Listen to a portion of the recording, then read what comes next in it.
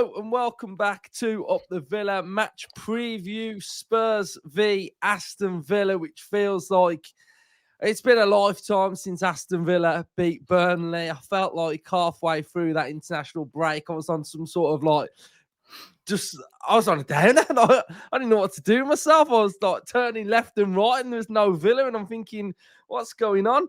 But Ryan, how you doing, mate? Very well, mate. Very well. Eager to see the Villa back in action now. So we've had our break. We are recharged. We was in good form before we left. So eager to pick it back up, mate.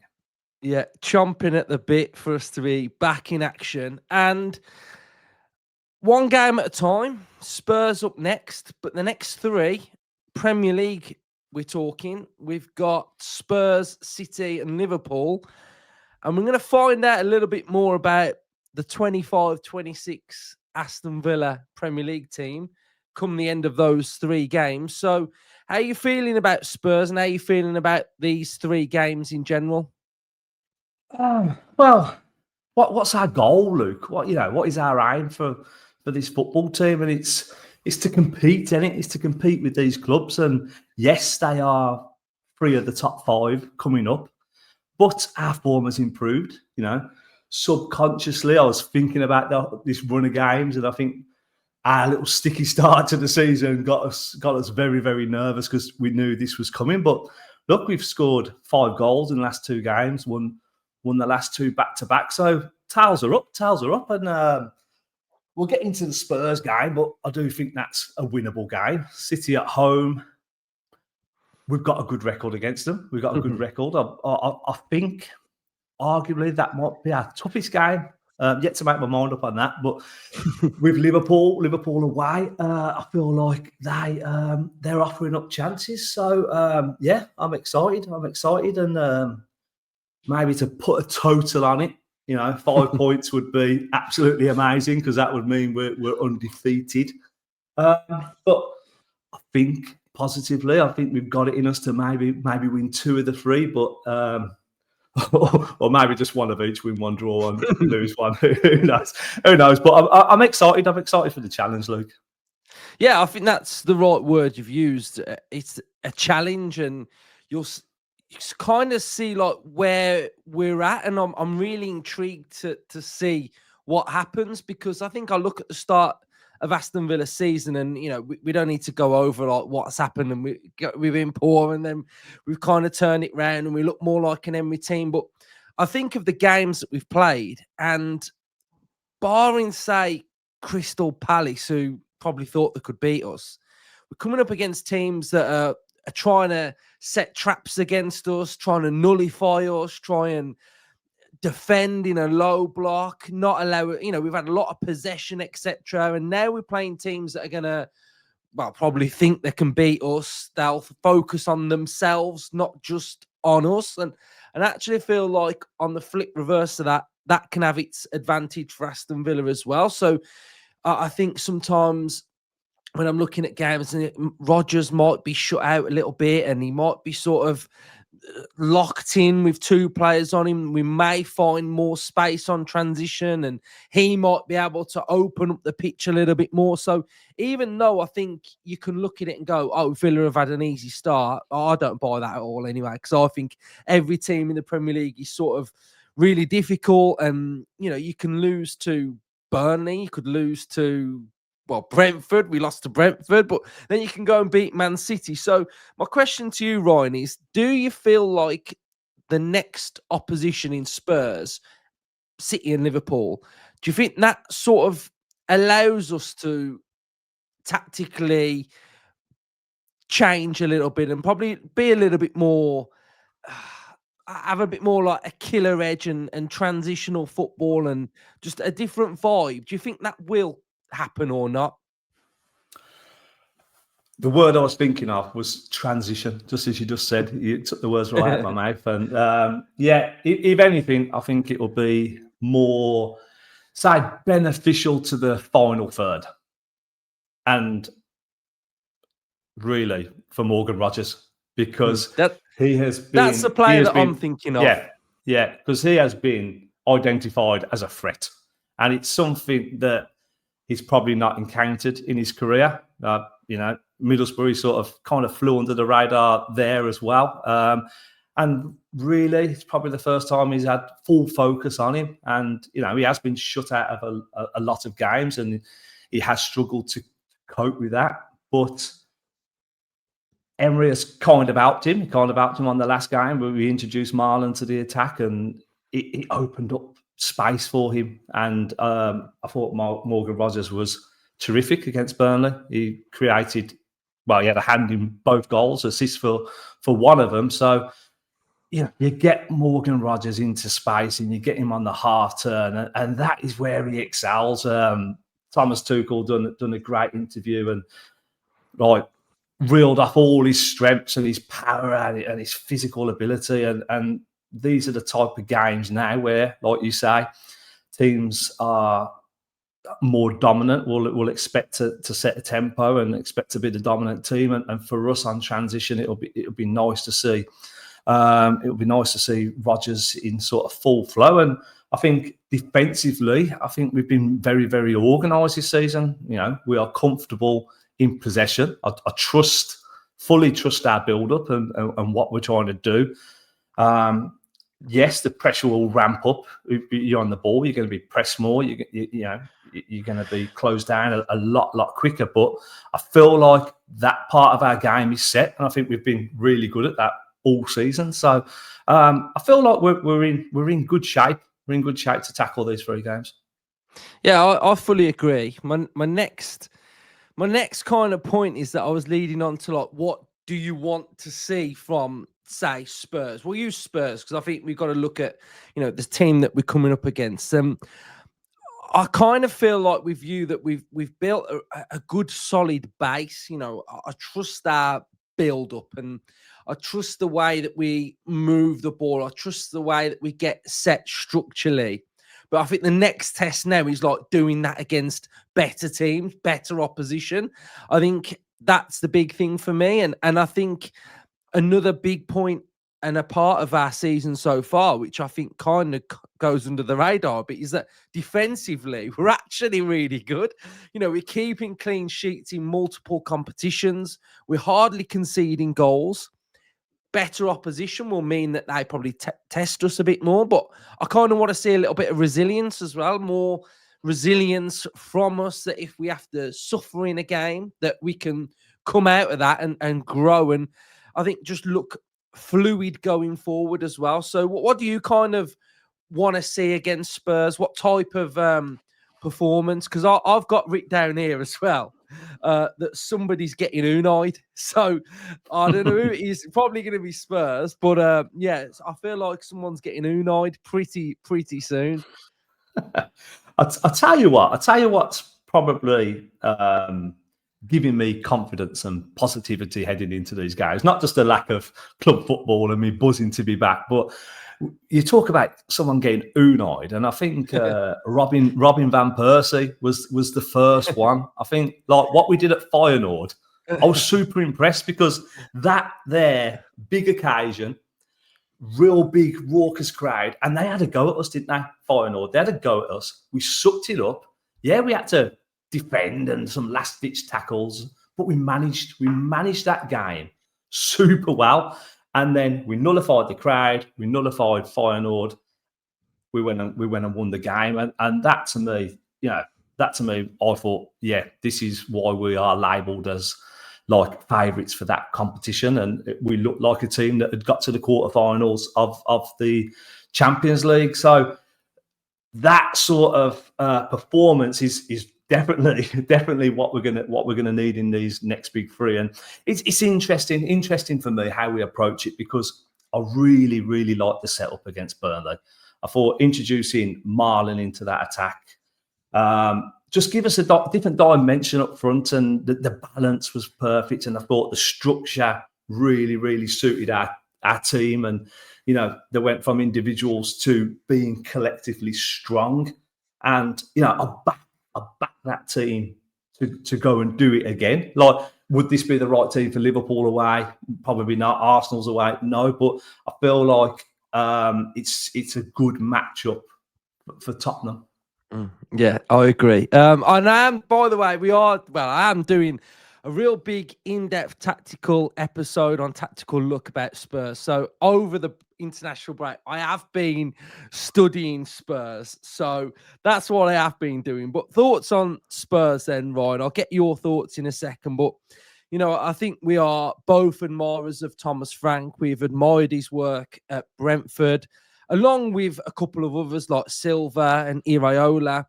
And I feel like this is a good fit for Thomas Frank because I think he needed that next step in his coaching career to be able to manage a club that's probably got, well, it's got expectation, hasn't it? There's expectation there for them to be top four, maybe. I think probably from their fan base and in Champions League this season. So for him to be able to manage 2 games a week instead of 1, it's completely different. So I've been really interested to see how he manages that sort of from the coaching field to 2 games with less preparation for a Premier League game. And I think he's done pretty fine. And I like his new system, which I won't talk about now. I'll talk about on the next show. But I think it looks really good. I think they've recruited well. Like Palhinha's very, very good for them. And Xavi Simons and sort of like an X factor, sort of breath of fresh air, like technical player that he's just very, very good. So, and they've started the season really well. Home form, probably not the greatest yet. I think away from home, they've been doing really, really well. So I think, if I was a Spurs fan, I wouldn't want to put any pressure on sort of Thomas Frank because I think once Ange went on that mad 10-game run at the start of his reign, the pressure was there and it just didn't quite work out, did it? But I think what you get from Thomas Frank is you get a well-organised team with attacking intent that's pretty fluid. And I think he's kind of always wanted to change his system a little bit and probably be a bit more progressive. But because he was at Brentford and, underdogs in a lot of games, he probably wasn't able to just be the kind of like the manager and coach that he wanted to portray with his team. And so I think he's going to do really well. It is going to be a very difficult game for Villa, but is it a game that Villa can win? Most definitely. And I was on a Spurs podcast at the start of the week and I was like, oh, I'm so glad Ange isn't there. And they were like, yeah, so are we. And I was like, no, but he was quite good against Villa at their stadium. We really struggled. We was on the end of a hiding last season where we were just kind of second half fell apart, and he had that way about him where he could just kind of blitz us at times. So the fact that he's not there, I'm kind of feeling a little bit better, to be honest. And I think Emery's always done pretty good against Thomas Frank teams anyway. So what have you made of Spurs so far? Yeah, I think with Thomas Frank, comparing to Ange, it's a lot more calmer, a lot more mature. I think we struggled in them Ange games because it was just chaos. It was just, what Emery don't like is chaotic games and end-to-end and fast breaks and stuff like that. We're not interested in that. But, I think Thomas Frank, he has made a solid start. He's implemented his tactical structure, like you say. I think the difference between him and Ange, the positional distances are a bit shorter. They're a bit more compact. They press very well. He's in the Manchester City goal where they won there. That was excellent pressing. And yeah, like you say, that they've signed well. Another one is Kudus. I feel like he's given a different dimension on that right hand side, and they're very, very strong down that right with Porro as well, and also their set pieces. They've been very good at set pieces, and we've conceded a few this season, so we've got to be wary of that. But I still feel like it's very early, and like what you just touched on there, Luke, about away form and home form. Was I surprised that Tottenham beat Manchester City away? No. Was I surprised that they lost to Bournemouth and drew with Wolves at home? No.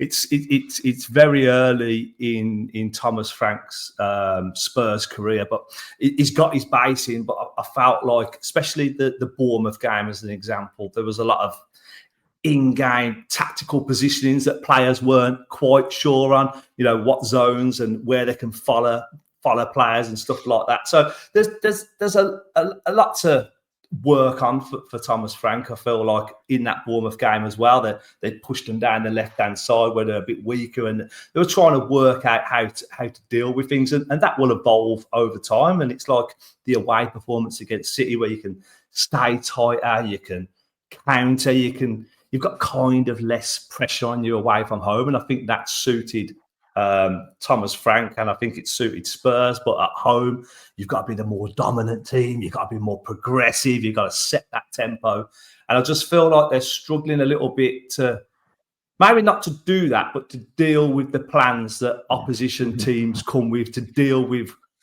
how they're going to test you and react and adjust to that. So I feel like they've struggled a little bit trying to work that out in game, which naturally they should get there under Thomas Frank. But for us, it's that's good news, because we all know that Unai is super organised, and expect an Unai, someone to get Unai, like you say, mate. So if it's going to happen, it's going to happen in this game, I think.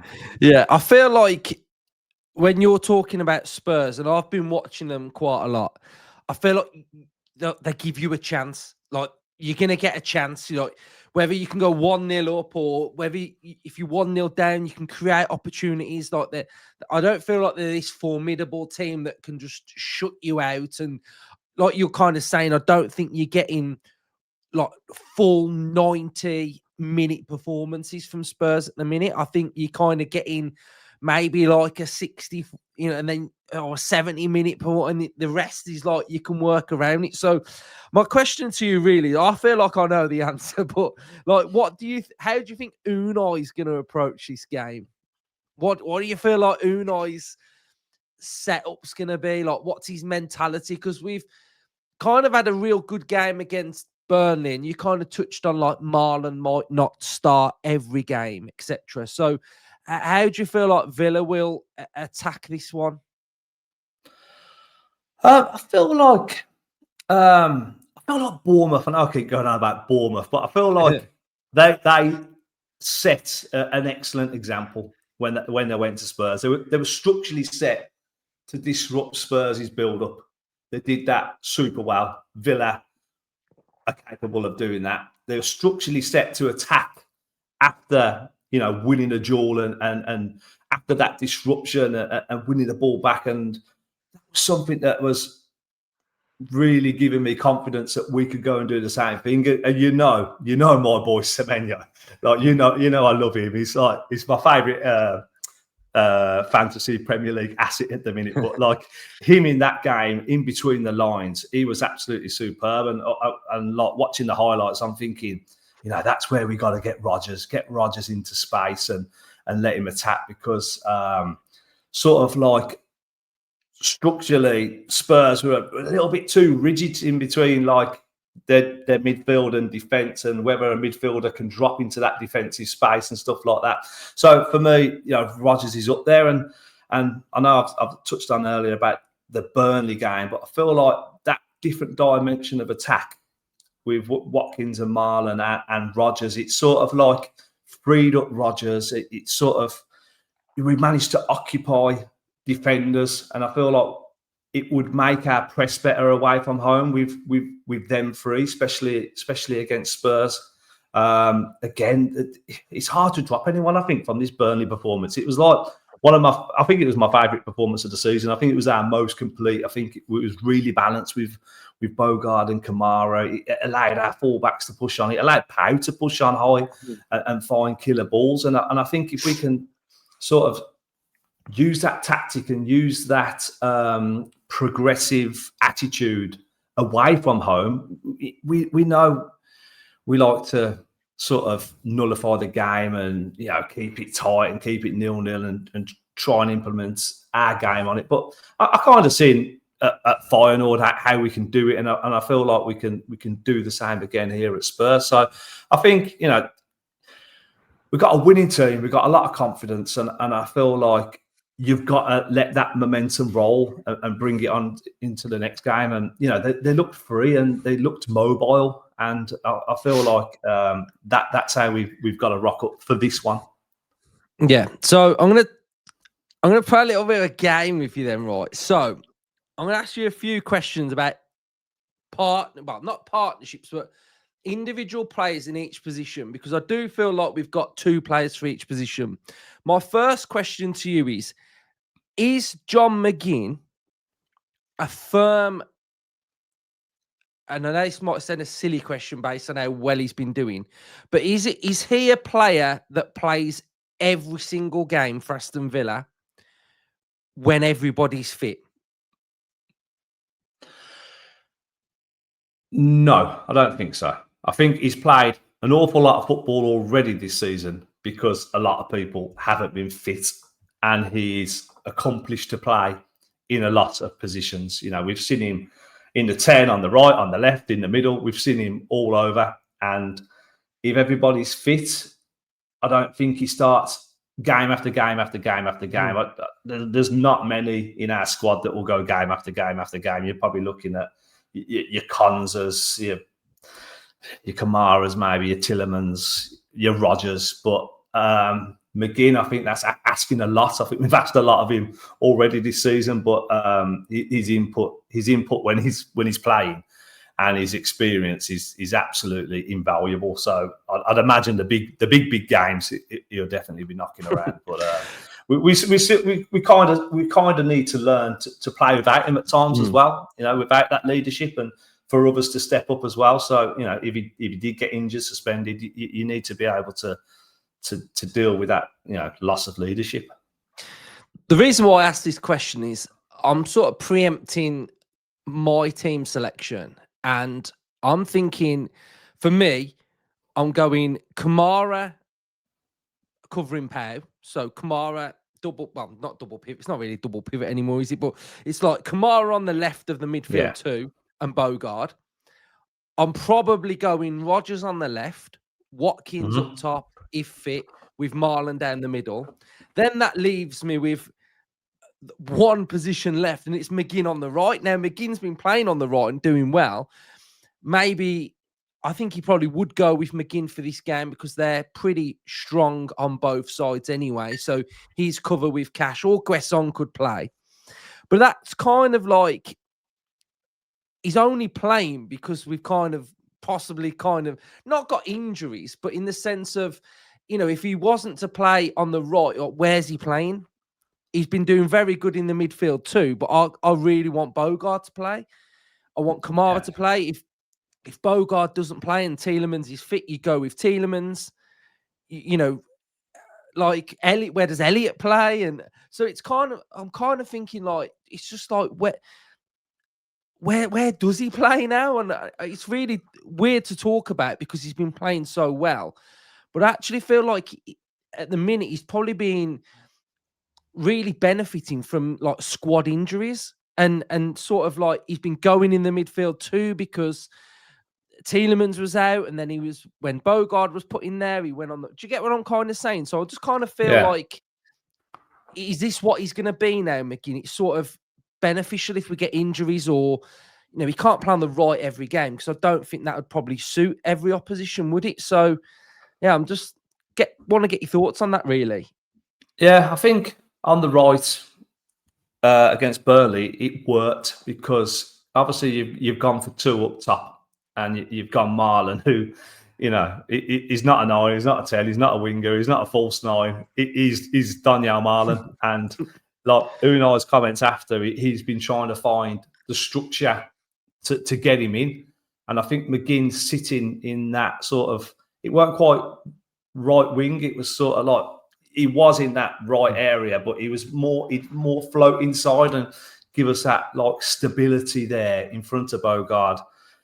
A nice option for Bogard to as an outball to have because of he's probably one of the most press resistant footballers in the world, man, with his backside and that experience around Bogard. It also allowed Matty Cash to advance, and it gave us that stability.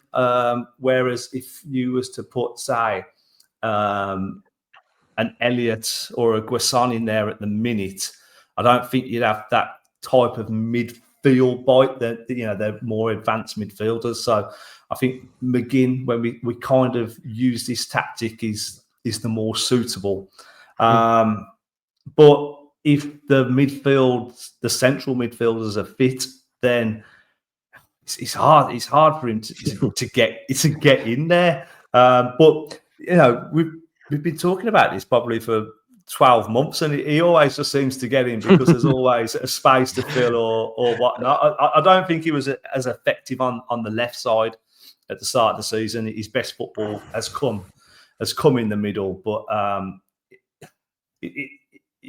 it's still different. It's how we set up for different games now. I feel we've got so many tools now that not like tools as in crap players, but yeah, we've got so yeah. There's still a few knocking around, but yeah, we've got so many options, and I think McGinn offers you that tactical adjustments, and he offers a lot of support in different positions that he's very, very dependable for systems. Yeah, I kind of feel like I might not have worded that question right, and he kind of looked like I was sort of saying like he ain't got a room in the team, but I wasn't. It was kind of just like, where does he fit in if everyone's fit and stuff? And Watkins might be out at the weekend anyway, so he might go up top anyway. So we might have found a new position for him. But I'm excited for the game. You know, I've kind of parked the start of the season, and now I'm looking at things a lot more positively and really attacking these games, and yeah, just trying to enjoy it really. So we'll do score predictions. I've got one in my head that I've had in it for a few days now, so I'm going to go 2-2. I think, yeah, I kind of feel like we'll be 2-1 down and we'll get a goal. That's the vibe I've got. So I'm going to stick with 2-2. What would you go with? I am going to go for a win. I'm going to go for a win, Luke. I'm going to go for a win. I've got good vibes about this game. So I'm going to go for Spurs 1, Aston Villa 2. Oh, love it, mate. Absolutely love it. Right, so we've got more content coming this week. Tactical look, opposition preview. We'll be doing a watch-along for the game on Sunday as well. We'll react to the press conference where we'll probably hear whether Watkins is available or not. Hopefully everybody comes back from international duty in one piece as well. Onana played against Wales and he managed 70 minutes, so good minutes for him as well. So that's another player that we kind of can play in the middle, or we can evolve the system and get him a bit further forward, because I was watching him against Belgium and he was like crashing that box at times. So yeah, lot to be positive about, I think. Lot to look forward to. So if you have enjoyed the show, make sure you hit the like button, subscribe, and we'll see you on the next one. Up the Villa. Up the Villa.